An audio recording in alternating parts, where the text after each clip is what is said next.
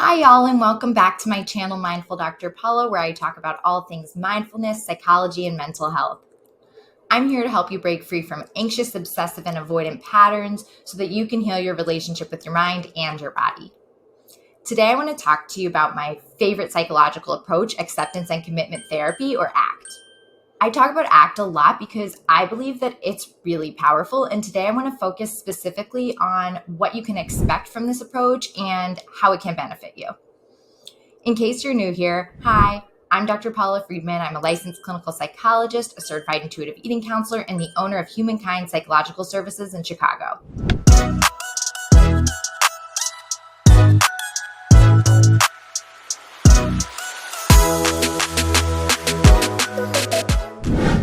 I've been using ACT for close to 10 years to help all kinds of people deal with anxious thoughts, self-criticism, and really all kinds of mental health struggles.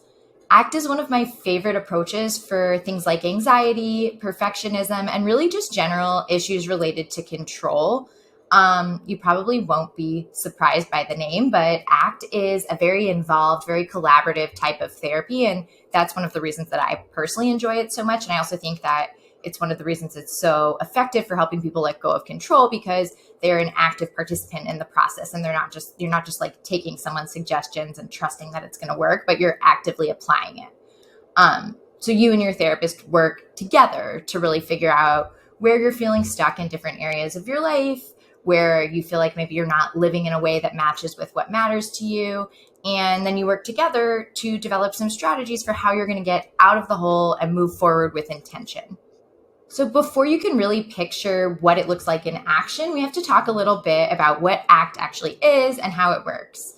Now, if you want a deeper dive into the ACT basics, definitely head over to my channel and check out my Introduction to ACT video, where I do a really deep dive into the theory as a whole and the 6 core processes. For today, the quick pitch of ACT is that it's an approach that uses 6 core processes for building what's called psychological flexibility. Now, psychological flexibility is your ability to adapt and adjust your perceptions, interpretations, and responses to events moment to moment based on the context and the circumstances that are happening, and in a way that aligns with your personal values. And I think all of that will start to make more sense as I dive into what it really looks like. So 4 of those 6 core processes can be thought of as processes for mindfulness and acceptance. That's the acceptance part of ACT. And then the other 2 processes can be thought of as committed action processes, and that's the C, or commitment, of ACT. And there's no specific step-by-step order that you're supposed to go through these 6 processes in. As you can see from the image, they're all interconnected. So you'll probably start with whichever one feels most relevant for you and for whatever's going on with you, but you're going to probably bounce around to all 6 at different points. Sometimes you might be using 2 processes at once. And again, I think that all makes more sense once you see it applied.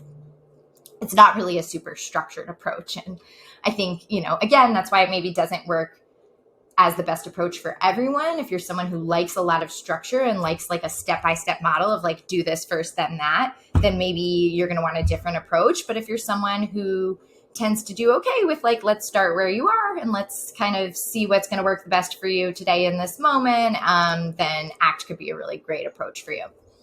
And the reason that we need to have these 6 processes in the first place is that, according to ACT, pain and discomfort are just natural parts of being alive. So we can't fully get rid of the things that bother or upset us, like difficult thoughts or emotions, because difficult thoughts and emotions are just inherent parts of the human experience. There's not a person on this planet, no matter how great their life is, no matter how much, opportunity they have or how many resources they have, there's not a person on this planet who doesn't feel sadness, who doesn't feel grief, who doesn't feel embarrassment, who doesn't feel nervous, right? Like, those are just all parts of being a person. And when we try to get rid of those things that are naturally parts of being a person, we end up becoming consumed by those things. What you resist persists. So the more you try to get rid of something that's naturally occurring inside of you, so the more you try to not think a certain thought or feel a certain feeling, the more that thought or feeling becomes powerful over you and takes over your life. So those acceptance processes are there to help you learn how to tolerate the things you can't control, like unwanted thoughts and feelings, instead of wasting your energy on fighting them. Because if you get so focused on avoiding and controlling the things that bother you, it can really get your life off track. Like it really just makes your world much smaller, and it makes it so that your whole basically full-time job is managing unwanted thoughts and feelings, and you don't really have space for anything else, including the good things in life. So, for example, let's say the inner experience that you're trying to avoid or control is anxiety, which I think is common for a lot of people. So let's say you have anxiety in social situations. So you might try to create and develop different strategies for getting rid of that anxiety. Maybe you use an avoidance strategy like, okay, I just won't go because if I go, I end up feeling anxious. So if I don't go, I don't have to feel anxious. Or maybe you try to use a control strategy like I have a few drinks because that makes me feel a little more relaxed. It takes the edge off things. So I'll go, but I'm going to have a few drinks so that I can control what I'm feeling inside. And those strategies might work in the immediate term because it's like, yeah, you've solved the anxiety in the moment. You're not feeling it anymore.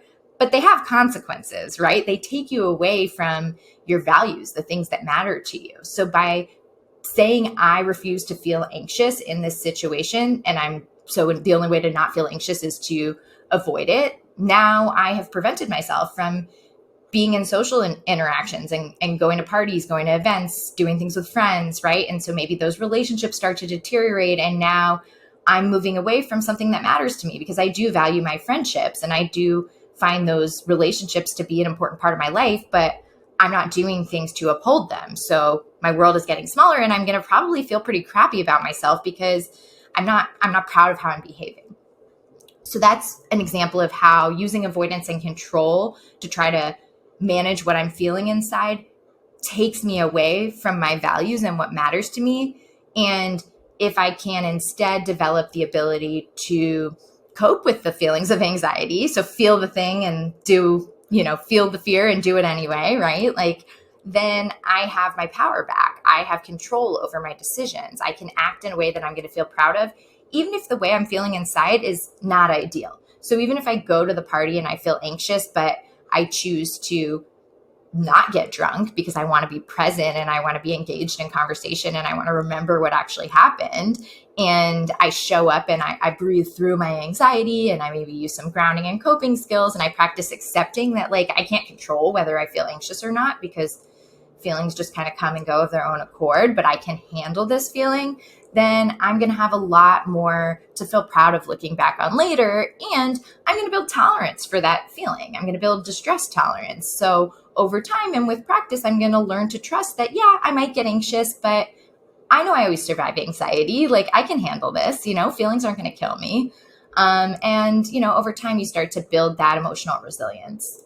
A lot of what I just described are things that you would be working on in therapy. So your therapist might help you identify what are some of the situations that you tend to employ avoidance and control strategies in. So what are the feelings that you most find unbearable, the feelings and the thoughts that bother you the most or that kind of pull for you to try to like get rid of them or that make you want to shut down and isolate or avoid or numb out or that type of thing. And then that's what you're going to really work on, building some ability to cope with and navigate in ways that match with your values rather than ways that take you away from your values. So some of the thoughts that might bother you in that social anxiety example that I just gave would be, I can't handle this. If I go to this party, everyone's going to judge me. I'm going to be really awkward, right? And so if you try to get rid of those thoughts, like you can't get rid of them. They just, the more you try not to think a thought, the more you're going to think it. But instead, if you could use an ACT strategy called cognitive diffusion, which is about creating some distance between yourself and your thoughts and realizing that thoughts are not facts, then those thoughts are going to lose power over you. So they might still come into your head, but they're not going to bother you as much because it's like, they're just words in your brain. Just because this thought came into my brain doesn't mean it's true, doesn't mean it's important. It doesn't mean I have to take it seriously. So one way to practice cognitive diffusion would be to respond to the thought by saying like, okay, brain, that's one idea, like kind of talk back to it a little. Or another strategy you could use would be take the thought that's bothering you and sing it to the tune of Happy Birthday or to another song, or write it down forwards and backwards and kind of turn it into like gibberish or nonsense or babble, because it's just words. It's just a group of words in your brain, and it really doesn't have to have power over you or influence your decisions, even if it's the content of the thought is bothering you. And then you can use mindfulness strategies to do the same thing with your emotions, to work on kind of just observing them as, waves in the ocean. They're going to peak and subside. They're going to crest and they're going to, feelings always come and go and ebb and flow. So anything that arises in you is not going to last forever. So your therapist would help you work on tools and strategies for that mindfulness and acceptance process, so that when those thoughts and feelings come up in real time, you have these tools at your disposal to manage them and not just kind of get blown around at their whim. And then another thing that I kind of alluded to before that's something you'll definitely work on if you're doing ACT therapy is values clarification. And that means identifying the qualities, characteristics, the traits that you want to embody, the things that you want to stand for in your life, the things that matter the most to you. Integrity, honesty, compassion, nature, adventure, kindness, things like that, and there's no two people's values are going to be exactly the same. So that's why it's really important to drill down, like, what are mine? If nobody else had any, you can totally drown out outside influence. And obviously your family and your culture and your community are going to have some impact on what your values are. But if you can kind of try to separate away from those things and think about, regardless of what my parents want me to value or what society at large wants me to value, what do I deep down really care about? What makes me proud of myself? And once you identify what those things are, those become the roads on your roadmap, the things that kind of guide your decisions, so that no matter what you're feeling inside and no matter what thoughts your brain is giving you, you know that you're going to act in a way that matches those values. So with the anxiety example, the social anxiety, if I value friendship and I value authenticity, then I'm going to show up at these social events. I'm going to be the type of friend that I want to be, even if there's anxiety inside while I'm doing it, because that's important to me. And that makes me live the life that I want to live and be the person that I want to be. And these are just a few examples of what you might work on in ACT therapy sessions. Again, if you want a deeper dive into the 6 processes and what each of them look like in action with a lot more examples, head to my channel and check out those other ACT videos. And by the way, if you're enjoying this video so far, do me a favor and hit that like button. So like I said earlier, the point of these 6 core processes is to build that magical skill called psychological flexibility. And psychological flexibility is important because research shows us that people who have greater psychological flexibility have greater emotion regulation, greater distress tolerance, increased self-awareness, and generally a higher quality of life. And I know that is all kind of a lot of psych jargon, but in reality, these are the things that make somebody emotionally mature and intelligent. We hear a lot about emotional intelligence kind of out, on social media. And that's what that is that ability to tolerate and cope with stress in an effective way, go through difficult situations and handle difficult emotions when they come up without being impulsive, without being explosive, and responding to our feelings, again, in a way that we're ultimately feeling proud of later. So that doesn't mean you're not affected by your emotions. That doesn't mean you should never show emotion or express them. It just means that you're able to be intentional in what you're expressing and not saying things that you might regret later, that type of thing. And obviously everyone makes mistakes. No one's perfect. So there's no such thing as like being perfectly psychologically flexible, but generally speaking, you're kind of better able to handle discomfort when it comes up. You don't shut down, you don't get too defensive, you don't get so overwhelmed that, again, you end up avoiding things that are important to you or your obligations and responsibilities in life. So it's really important that we build those things. They generally serve us well as we move through everyday life, because life involves pain, life involves conflict, life involves stress. Like, you're never going to get to a point in your life where you don't have those things. So having that psychological flexibility and really flexing that mindfulness muscle and acceptance muscle is going to only help you. The other thing that I find really helpful is that if you're somebody who tends to struggle with uncertainty, or if you can get kind of like rigid about things sometimes and you really like to be the one in control, the one in charge, ACT is a really powerful approach for somebody who has those tendencies, because it kind of helps you like release some of that need for control and tolerate the discomfort that comes with not always being in control. Because again, you're not always in control in life. There's a lot you can't control in life. You can't control, as we discussed, what thoughts pop into your head, what feelings arise in you. You also can't control other people at all, what other people think, feel, say, do, how other people behave, anything about that. So there's a lot in life you have no control over. And if you're someone who has that high desire for control, it's going to be really frustrating and upsetting when you come into contact with all these things that you have no control over. And so ACT just helps you kind of like chill around that a little bit more. I know for me, ACT taught me that I don't choose any of those things that I just named.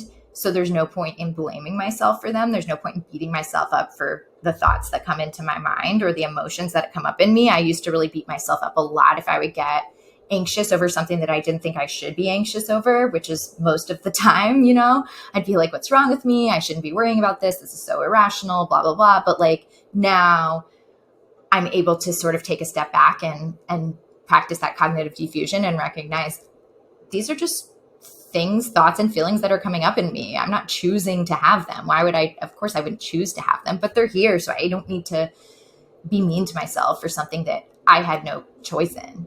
And again, it taught me also that I could still control my actions, even in spite of whatever thoughts or feelings are in there. And, you know, I'm not going to lie, I'm still a pretty anxious person. I don't think I'm ever going to be the most chill girl in the room. Like, I just don't think that's my nature, but I am much less bothered by my anxiety when it arises than I used to be before I started practicing ACT. So now I'm able to just kind of make more space for it. And by doing that, by kind of opening up to it, it doesn't knock me around as much. And something interesting that I noticed is that I did kind of become a little more chill when I stopped trying to be less anxious and just kind of accepted it for what it was. When I sort of just like owned and embraced, like, yep, I'm anxious right now. This is here, you know, and I stopped trying to act like I was chill or like force it away so that I could come across a different way. I think it's interesting how that happens, you know. So sometimes, you know, the more you try to be chill, it backfires. And the more you just kind of allow yourself to be a little anxious, like you end up coming off a little chiller. So it's, you know, that doesn't happen for everyone, but that may happen. And the cool thing about these ACT processes too is that you can use them over and over and over again. So for me, anytime I'm feeling stuck, I just kind of think about like which of those 6 processes needs a little bit of my attention. Maybe it's more than one, like I was saying before, but it's really like, it's more of like an attitude and a way of life rather than just this one-time protocol you go through and then it's over and it's like, okay, now I never have to think about this again.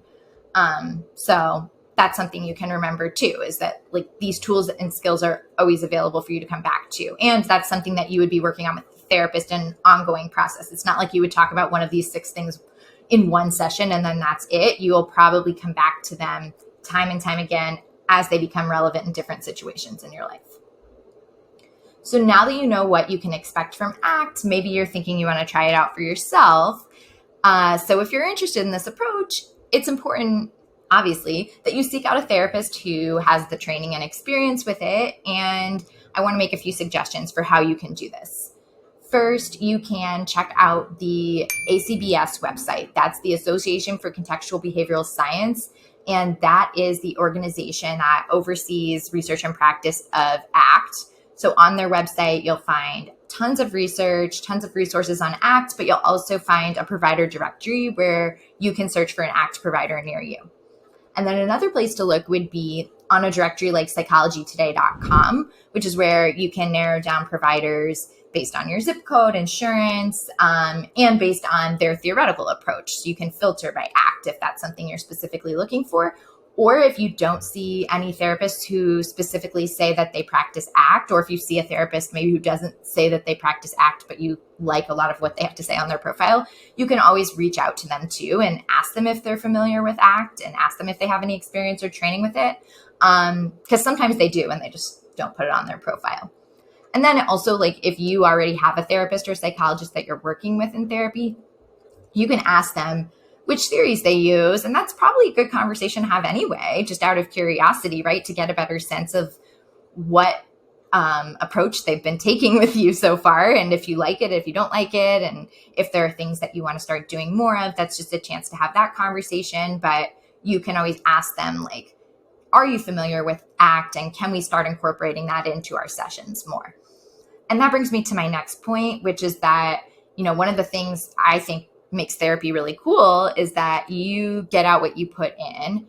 And I find that people tend to get the most out of their sessions if they come in with some idea of what they want, or even if they don't know what they want, if you're not quite sure how to identify it, just having that interest in really ironing out, like, these are the changes that I want to make in my life. These are the things that I want to work on in myself, or these are things that maybe bother me about myself or about my life, and I want to address those things.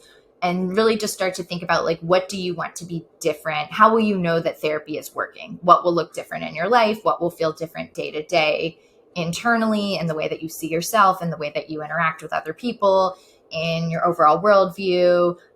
Those are going to be some good jumping off points to help you get a sense of what your goals are and what you're really striving towards. And if you've never been to therapy before, something to keep in mind is that during the first session, it's usually a clinical intake, which means that your therapist is going to be asking a lot of questions, trying to get a sense of your background, your history, what's bringing you in, why you're here now. Like, did something happen that maybe prompted you to come now as opposed to a year ago or 2 years ago? If you've ever been to therapy before and what that was like for you, that type of thing. So you're going to probably be providing a lot of information, kind of like telling your life story in summary form. And then future sessions are not necessarily like that, where you're just getting a bunch of questions over and over and it feels like an interview. After that, it usually becomes a lot more conversational, a lot more collaborative. And hopefully in the first couple of sessions too, you're getting a sense of your therapist vibe and whether you click or not.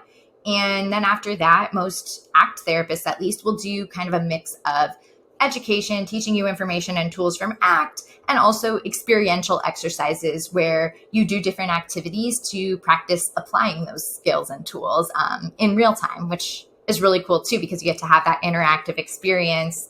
Maybe you'll role play different situations that would happen in your life, or maybe they'll be bringing in a metaphor or telling you a story that kind of, has like a lesson in it that you can apply to your everyday life. There's a lot of metaphors in ACT, which can help, I think, make some of the more abstract concepts and abstract processes like kind of come to life and feel a little more accessible. And I always like to remind people too that when you're looking for a therapist, or when you're getting started with ACT or any other form of therapy, therapists are not mind readers. So if you're ever not sure about something, or if something's not working for you, or if they say or do something that just like doesn't land well, or if there's something that does land well and you want more of it, or you really resonated, like, tell them. It won't hurt our feelings if you have like negative feedback, or if there's something that you just didn't like, or it didn't really work well or land well. Like, we want this to be a positive and meaningful experience for you. And that doesn't mean that every session you're going to come out of feeling really good and feeling like, oh my God, that was amazing. I feel so happy. Like, sometimes things get harder before they get easier. And sometimes the work is kind of uncomfortable and messy, but generally speaking, like, you do want to feel like your therapist understands you at least, and that they're on your team and that they are really invested in your well-being. So if you're ever not feeling that, it's possible that that therapist just isn't a good fit for you, or there's been some type of like miscommunication, or something has kind of been lost in translation. So definitely bring it up, and you can move through that. I think most therapists, a good therapist, will want to move through that with you. I hope you found this video helpful. I hope that it gave you a little more of a picture of what ACT therapy can look like if you choose to pursue it, or if you're just curious about it. I hope that this video motivated you to make your mental health a priority. There's so much value working one-on-one with a mental health provider. And if you're curious about it, I really encourage you to meet with someone, make your mental health a priority, give it a try. And again, even if you're not really sure, something feels off, or something doesn't feel quite right, but you're not quite sure how to articulate it, like, that's still a good enough reason to go to therapy. And you can figure it out together with your therapist, what exactly those things are, if you can't quite put your finger on it. And I know it can definitely be scary at first. It can feel really vulnerable. You're opening up to essentially a stranger, but like I said before, you do get out what you put in. And I promise that if you're willing to be vulnerable and if you're willing to open up and like lean into that discomfort and continue sticking with it, even if it is a little bit unpleasant sometimes, even if you have to maybe like face some hard truths or feel some unpleasant feelings, it's really, it's better than compartmentalizing. It's better than numbing out and avoiding like chronically. And over time, I promise you will build some tolerance for that, and it will become easier to open up. It'll be easier to be in touch with your feelings. And I think you'll learn that that's really what it takes to overcome life's challenges and have healthier relationships, have a healthier relationship with yourself, and really just enjoy a better quality of life. So I know not everyone is willing to do the hard parts. And if this is making you more willing, I think that's really great. And it takes courage. It does, to commit to this process. But I know from personal and professional experience just how meaningful this work can be. And I believe that everyone deserves that meaningful life. So thank you for watching. And as always, if you ever want to see more videos on this topic or on any other mental health topic, please drop a comment below and let me know. I really want my channel to be valuable to you. I really want this to be a resource that you keep coming back to and find really helpful. So that's all for today. Make sure you're subscribed so that you can get the next video, and I can't wait to see you again soon.